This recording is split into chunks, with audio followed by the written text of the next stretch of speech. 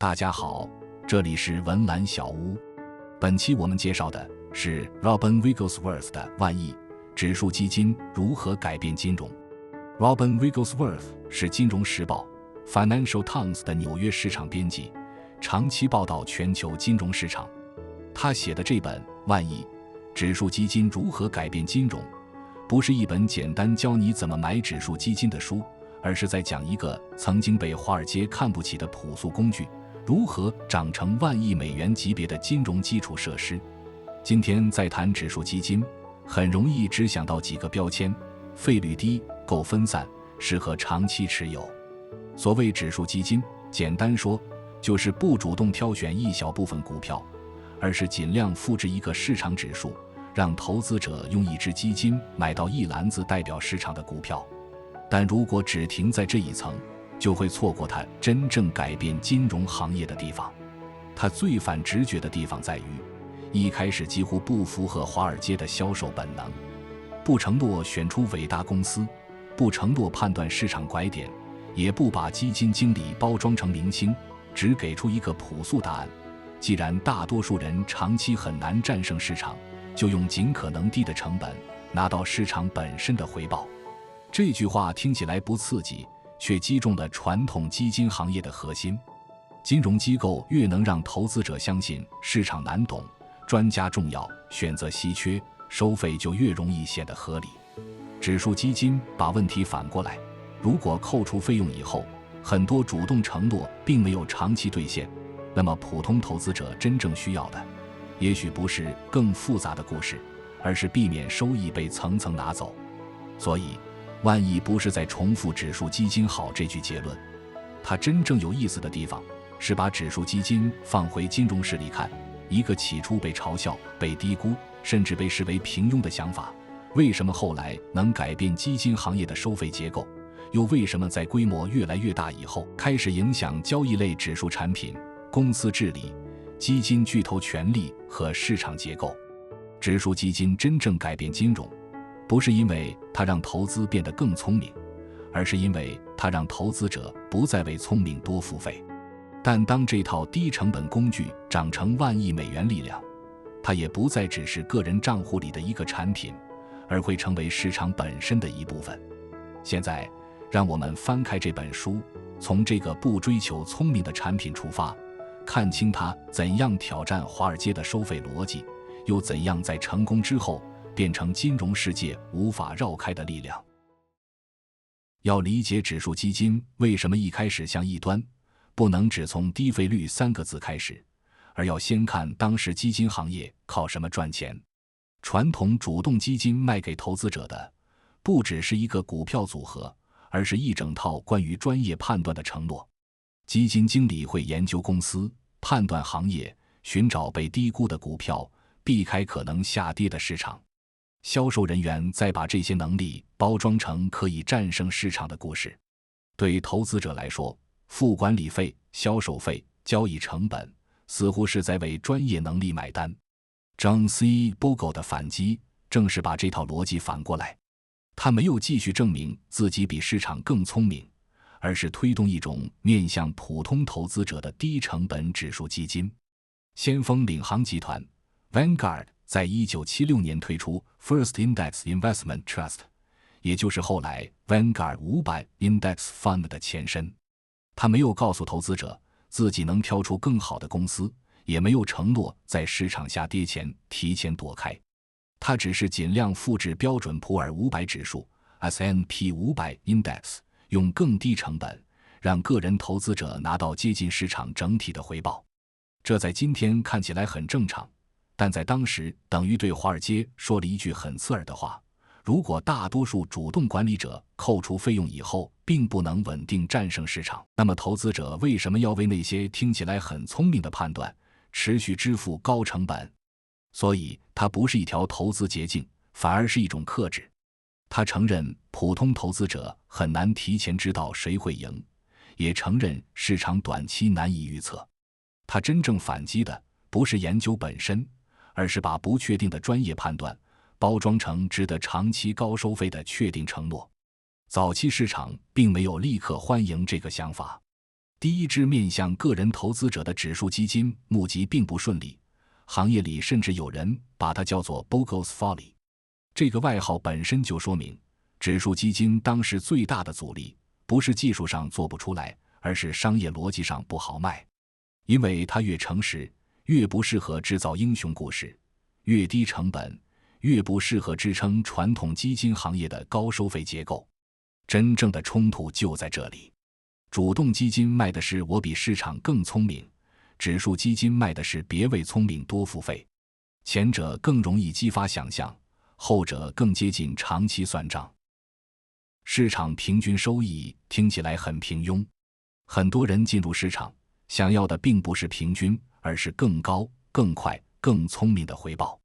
问题在于，所有投资者加在一起拿到的就是市场整体回报，在扣掉管理费、交易成本、销售费用以后，投资者整体拿到的结果必然低于市场本身。这就是指数化投资背后最朴素也最难被销售话术打败的一点。主动基金之间当然会有赢家，也会有一部分基金在某些阶段跑赢指数，但对普通投资者来说，真正困难的不是事后找出赢家，而是在事前知道谁会长期赢，并且在扣除费用以后仍然赢。20世纪70年代，金融学界已经积累了很多支持指数化的思想背景。有效市场假说认为，公开信息会很快反映到价格里，随机游走强调短期价格变化很难被稳定预测。现代组合理论则强调分散持有，控制风险。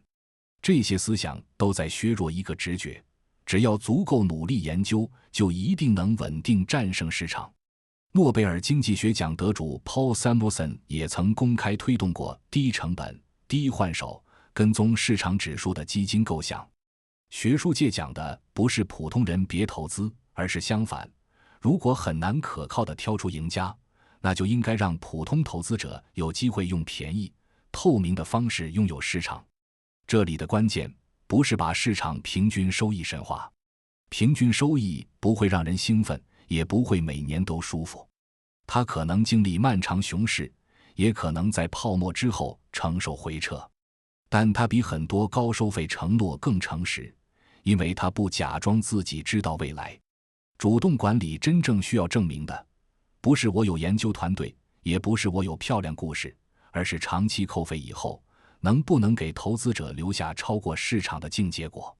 只要把这个问题摆到桌面上，指数基金就从一个看起来平庸的选择变成了非常锋利的比较基准。这也是为什么拿市场平均收益并不等于认输，它更像是拒绝参与一场胜率被费用不断侵蚀的比赛。你不需要相信自己每次都能找到最好的人，也不需要每隔几年追逐新的明星经理。你只需要承认一件事，在一个竞争充分、信息快速流动的市场里，便宜的拥有整体，有时候比昂贵的追逐超额收益更接近理性。指数本身并不是新东西，早在指数基金出现之前，市场指数已经被用来观察股票市场的整体表现。机构投资者也更早接触过指数化管理的思路。真正困难的是把这个想法做成普通投资者可以买、能理解、能长期持有的产品。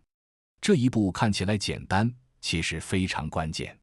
因为一个理论停留在论文、养老金账户或机构组合里，只能改变一小部分人的投资方式。只有当它变成一只普通基金，能通过账户买入，按净值申购赎回，用较低成本长期持有，它才会真正进入大众金融生活。先锋在1976年推出 First Index Investment Trust 的意义就在这里。先锋官方资料也把这件事描述为让个人投资者第一次获得一种原本更偏机构投资者使用的指数策略。换句话说，它不是发明市场指数，而是把指数策略做成普通人可以买入、能长期持有的基金产品。但这个基金产品一开始并不耀眼，早期募集远远不如预期，资金规模很小，甚至不足以让很多人相信它会改变行业。对习惯了基金经理故事、销售话术和明星业绩的市场来说，一个只想复制指数的产品，既没有戏剧性，也没有想象空间。这恰恰说明指数基金的创新不在表面，它不是靠复杂模型吸引人，也不是靠短期业绩制造轰动，而是改变了投资产品的默认问题。过去，投资者常被引导去问，谁能选得更准，谁能跑得更快，谁的故事更有说服力。指数基金把问题改成，如果我不知道谁会长期胜出，那么怎样用更低成本，避免频繁交易，更透明的方式参与整个市场。这是一种产品层面的创新，也是金融行业里不常见的反向创新。它没有增加复杂性，反而降低了复杂性；没有放大基金经理个人判断，反而把个人判断降到最低；没有把普通投资者推向更频繁的选择，反而让他们可以长期持有一个足够分散的组合。后来指数基金之所以能改变金融世界，起点并不是一句宏大的投资口号，而是这个很朴素的产品化动作，把一个简单想法做成普通人真的能买、能拿得住、费用足够低的工具。低成本之所以强大，不是因为一开始看起来惊人，而是因为它每一年都在起作用。基金费用率就是投资者每年为持有这只基金支付的成本比例。表面看，1%和0.05%的差距只是一个很小的小数点，但投资不是只看一年，时间一长，这个小数点会和复利叠在一起，变成账户里看得见的差距。可以做一个简单假设，同样是一笔10万美元投资，市场每年提供 7% 的总回报。如果一只基金每年收 1% 费用，30年后大约变成57万美元。如果费用只有 0.05%， 30年后大约变成75万美元。这里没有假设谁更会选股，只是把费用差异放进时间里，结果就能相差17万美元以上。这就是指数基金改变行业的第一层力量，它把投资者的注意力从谁更聪明拉回到我到底被拿走了多少。在短期里，费用不如收益率显眼，但在长期里，费用是确定发生的，超额收益却不一定会发生。投资公司协会 Investment Company Institute 2026年 Fact Book 里的数据也能看到这个趋势。按资产规模加权计算，美国主动股票共同基金的平均费用率从2000年的 1.06% 下降到2025年的 0.44%， 指数股票共同基金则从 0.27% 下降到 0.05%。 也就是说，指数基金不只是给投资者提供了一个便宜选择，还迫使整个基金行业重新面对价格竞争。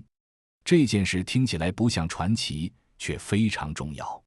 金融行业过去很擅长把复杂性包装成价值、研究团队、交易系统、明星经理、宏观判断，听上去都像是值得付费的东西。但如果这些能力不能在扣费后长期转化成更高净回报，那么费用本身就会成为投资者最确定的损失。所以低成本不是边角优势，而是一种长期结构优势。它不会保证你每年都赚钱，也不会避免市场下跌，但它能保证一件事：市场给你的回报不会被过多费用提前拿走。低成本背后还有第二层优势，它让投资者避开很多本来可以避免的错误。很多人把指数基金理解成放弃选择，但更准确地说，它是放弃一部分很难可靠完成的选择。比如事前找出未来10年表现最好的基金经理，判断市场什么时候该进，什么时候该退，在基金排行榜上追逐最近3年的赢家，看到某个主题火热以后再把钱挪过去。这些选择每一个都看起来合理，问题在于他们不只要求投资者做对一次，而是要求反复做对。你要选对基金经理，还要在他短期落后时拿得住；你要判断市场，还要判断别人什么时候也会改变判断；你要追逐热点，还要在热点冷却前离开。任何一个环节错了，费用、税收、交易成本和情绪波动都会一起侵蚀结果。标普道琼斯指数公司 S&P Dow Jones Indices 的标普指数与主动基金积分卡 SPIV Scorecard， 长期把主动基金和对应指数基准放在一起比较。它不是说每个主动基金都不行，而是提醒我们，事后找到赢家很容易，事前长期持有赢家很难。2025年 SPIVA 统计中，美国大型股主动基金有 79% 落后标准普尔500指数。时间拉长以后，这个问题往往更明显，因为短期幸运更容易被长期记录冲淡。这正是指数基金的特别之处，它不需要预测哪家公司会成为下一个巨头，不需要押注某位经理长期保持神奇，也不需要频繁判断市场情绪。他把投资者从一连串高难度动作里解放出来，让投资决策回到几个朴素问题：成本够不够低，分散够不够宽，能不能长期持有。当然，这并不意味着指数基金永远赢过每一只主动基金。市场里一定会有表现很好的主动管理者，也一定会有阶段性跑赢的策略。问题是，普通投资者能不能提前识别他们？能不能在他们落后时继续相信他们？能不能扣除费用之后仍然拿到足够好的结果？指数基金真正降低的不是市场波动，而是人为动作带来的错误概率。它不让你显得更聪明，却可能让你不再为过度自信付出那么高的代价。指数基金最初强调的是长期持有、低成本、降低交易冲动，但交易所交易基金，也就是 ETF 的出现，让指数化进入了另一个阶段。ETF 简单说，就是可以像股票一样在交易所买卖的一篮子基金份额。普通共同基金通常按照当天收盘后的净值申购赎回， ETF 则可以在盘中交易，有实时价格，也可以被机构用来做资产配置、对冲、套利和短期表达。1993年，道富投资管理 State Street Investment Management 推出 SPD/S&P 500 ETF Trust， 也就是很多投资者熟悉的 SPY。 道富投资管理官方资料显示， SPY 是美国第一支上市 ETF， 成立日期是1993年1月22日。它追踪标准普尔500指数，却不像传统指数共同基金那样只适合按日申购赎回，而是把一篮子股票变成了可以在交易所实时买卖的工具。这一步非常重要。指数化原本更像一种长期投资方法，接受市场平均回报，降低费用，避开选择错误。ETF 出现以后，同样的指数思想被做成可以在交易所买卖的产品。它仍然可以被长期投资者持有，但也可以被机构在一天之内买卖很多次，被用来迅速调整股票、债券、行业、国家、商品，甚至波动率敞口。这就是指数基金发展到后来最微妙的地方。产品名字里有被动，但使用方式未必被动。一个追踪指数的 ETF 可以成为普通人的低成本长期工具，也可以成为交易员表达观点的按钮。工具本身很简单，市场对它的使用却越来越复杂。从这个角度看， ETF 并不是指数基金故事的旁支，而是指数化改变金融结构的重要一步。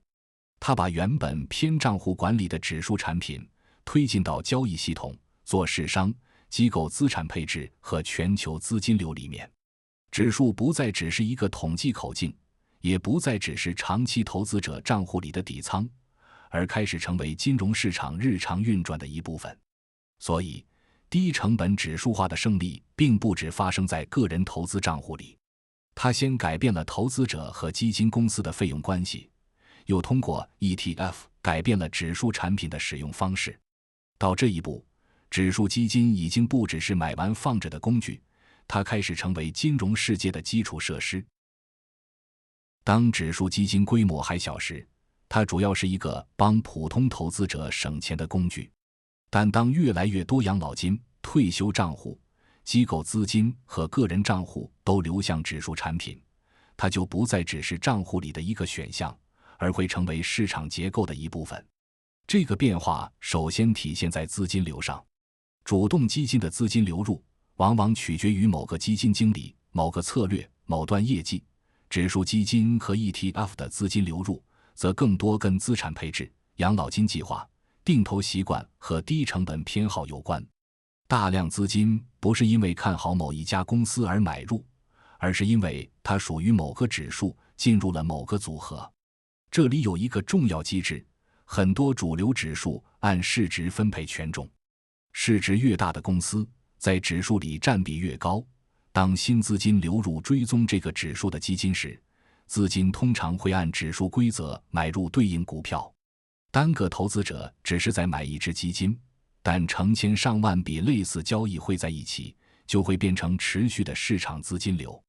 规模让这件事不再只是理论。投资公司协会 Investment Company Institute 数据显示，到2025年底，仅美国 ETF 的合计资产就达到 13.37 万亿美元。这个数字当然不等于全部被动投资，但它足以说明指数化产品已经不是边缘工具，而是金融市场里的关键资金管道。这并不是说指数基金会自动扭曲价格，也不是说主动管理从此没有价值。更准确的理解是，当低成本产品足够大，它会改变市场参与者的行为边界。基金公司要重新定价，投资顾问要重新设计组合，交易系统要处理更大的 ETF 申购赎回，上市公司也会面对越来越稳定、越来越集中的机构股东。所以，指数基金成功以后，问题发生了变化。早期最重要的问题是，普通投资者能不能用便宜方式拿到市场回报。后来更重要的问题变成，当这个便宜工具变得足够大，它会怎样影响资金流向、产品竞争和市场运转本身。这正是万亿美元力量的含义。它不是一个抽象形容词，而是无数投资者把钱放进同一种低成本机制以后形成的真实金融结构。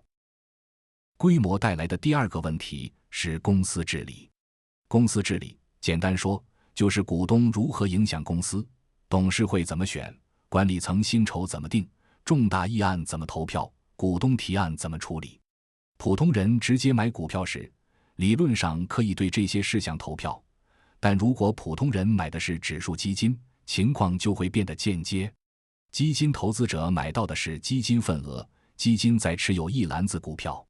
底层股票的投票权通常由基金管理人按照基金的投票政策来执行。也就是说，普通投资者获得了分散持仓和低成本暴露，但在很多公司治理事项上，实际出面投票和沟通的是背后的资产管理机构。这就是为什么贝莱德、BlackRock、先锋、道富集团、State Street 经常被放在一起讨论。他们是指数化时代最重要的几家资产管理机构，也常被称为三大指数基金管理人。学术研究和政策讨论关心的不是他们控制一切，而是当大量股票通过指数基金和 ETF 被集中持有时，代理投票和公司沟通的声音会不会过度集中。这个问题不能简单理解成阴谋。资产管理公司并不是用自己的钱买下了整个市场，他们管理的是客户资金，指数基金也不是为了主动控制公司而设计。但制度上，基金需要有人代表它行使股东权利。于是，一个低成本投资产品成功以后，会自然产生一个新问题：谁来代表最终投资者发声？先锋官网的基金投票信息页也能看到，指数基金和 ETF 的代理投票并不是自动消失，而是由内部团队按照政策执行。其他大型资产管理公司也有类似的投资 stewardship 或 proxy voting 体系，这些体系会处理董事选举、审计、薪酬、股东提案等大量事项。这就是指数基金故事里容易被忽略的一面。他把投资持仓分散到成百上千家公司，却可能把投票流程集中到几家资产管理机构手里。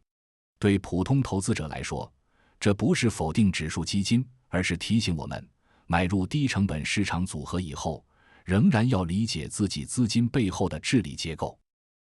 最后还要把指数基金放回一个更成熟的位置，它解决的是很多高费用、低透明度和过度交易的问题，但它没有消灭市场风险。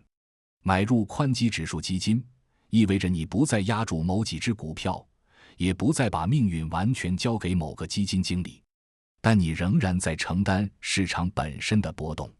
股票市场下跌时，指数基金也会下跌；市场估值很高时，指数基金也可能一起变贵。某些大公司在指数里权重越来越高时，持有指数也会自然持有更多这些公司。这正是低成本工具最容易被误解的地方。它让投资更便宜、更透明、更分散，但不等于让投资没有代价。指数基金不是保险箱，也不是保证收益的公式，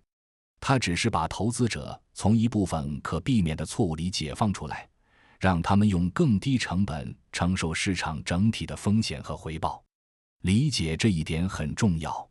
因为任何成功的金融工具一旦变得流行，都容易被重新包装成过度简单的口号。主动基金时代，投资者容易相信明星经理能持续战胜市场；指数基金时代，投资者也可能反过来相信，只要买指数就不用再理解风险。但成熟的指数投资并不是无脑买入，它仍然需要资产配置，需要现金流安排，需要知道自己能承受多大回撤，也需要理解不同指数背后的构成。一个追踪美国大型股的指数基金和一个全球股票指数基金风险暴露并不一样，一个行业 ETF 和一个全市场基金也不是同一种东西。所以指数基金最有价值的地方，不是替你做完所有判断，而是把判断从谁能预测未来转向我愿意用什么成本承担哪一种市场风险。这比追逐短期赢家更朴素，也更接近长期投资的本质。走到这里，指数基金的故事就不再只是一个便宜产品打败昂贵产品的故事，它更像是一场金融行业的重新定价。投资者开始质疑自己为什么付费，基金公司被迫降低成本，市场基础设施被 ETF 改写，公司治理又出现新的集中问题。它让普通人更容易拥有市场，也提醒我们，任何工具一旦大到万亿美元级别，就一定会反过来改变它所在的系统。万亿指数基金如何改变金融这本书讲的不是一个简单的投资技巧，而是一场金融行业的重构。它让我们看到一个看似平庸的产品为什么能改变普通投资者和华尔街之间的关系。指数基金没有承诺战胜市场，没有制造明星经理，也没有把未来包装成可以预测的故事。它真正做的是把一个问题摆到所有人面前：如果扣除费用以后，很多聪明承诺并不能长期兑现，投资者为什么还要持续为这些承诺多付费？这本书也提醒我们，成功的金融工具会改变它所在的系统。低成本指数基金先是帮助普通人更便宜地拥有市场，后来又通过 ETF、养老金账户、机构资金流和公司治理，变成金融系统里无法忽视的力量。所以，理解指数基金不能只停在买指数更省钱这一层，更重要的是看清它背后的3件事：费用会长期侵蚀回报，复杂承诺不等于真实能力，低成本工具一旦规模足够大，也会反过来改变市场本身。这里是文澜小屋，我们不追求创富的奇迹，只希望通过分享全球经典好书，用逻辑武装你的财富大脑，陪你在投资的路上慢慢变富。如果你觉得这期视频对你有启发，还请帮忙点赞、转发并分享给身边的朋友。相信你的每一次举手之劳都是为更有价值的知识投票，会让更多人在金融世界的复杂叙事里看清真正重要的东西。也相信你聆听本期视频的时间付出，会在未来化作认知上的复利，获得更稳健的回报。感谢你看到这里，我们下期见。